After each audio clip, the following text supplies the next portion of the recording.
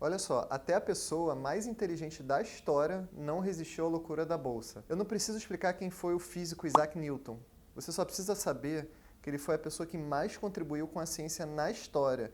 Esse título foi dado por diversas academias científicas no mundo, tá? O próprio Einstein sustentava na parede de casa uma foto do Newton. A história de hoje não é a contribuição dele para a física. É como uma pessoa, que nem ele, que conseguiu prever o movimento do universo, não durou nem um ano na bolsa. O Isaac Newton ganhou muito dinheiro, mas não como professor, até porque as aulas dele eram chatas e pouco frequentadas. Na verdade, o Newton ocupava um dos postos mais importantes da realeza britânica, que era basicamente controlar a operação da fabricação de moeda. E naquela época, a Casa da Moeda não era somente uma fábrica de moeda, era de fato uma instituição que tinha hoje o que a gente entende por hoje como Banco Central e Ministério das Finanças, por exemplo. Olha só, a história do Newton, o investidor, começa bem, tá? Ele era reconhecido como um investidor super prudente que diversificava entre ações e títulos públicos.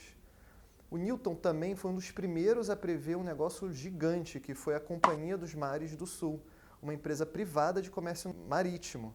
E naquela época, o comércio com a América do Sul era o filão que todo mundo queria. Em pouquíssimo tempo, a empresa ganhou um presentão da realeza, que foi o poder de explorar sozinha esse mercado, ou seja, um monopólio. Olha só, o Newton já era acionista dessa empresa. E depois do monopólio concedido, o Newton vendeu as ações 4 meses depois, dobrando o seu dinheiro. Mas assim, apesar de feliz, pro azar dele, a ação explodiu para cima ainda mais depois que ele vendeu. E acabou sendo uma das maiores bolhas da história. A atitude dele eu achei até bem sóbria. Ele chamou aquilo tudo de loucura e até reconheceu a incapacidade de prever os mercados. Ele não parecia arrependido, não.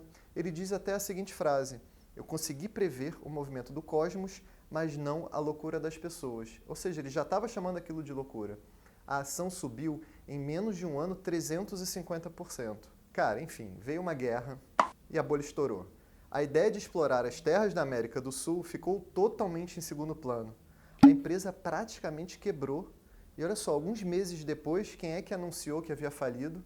O próprio Newton. Pois é, o cara vendeu as ações de fato que tinha, mas voltou a comprar as ações agora com todo o seu patrimônio no próprio topo da bolha. O Newton ficou com uma dor enorme de ter vendido as ações e ficar vendo elas subindo muito depois. Afinal, todos os seus amigos enriqueceram, menos ele.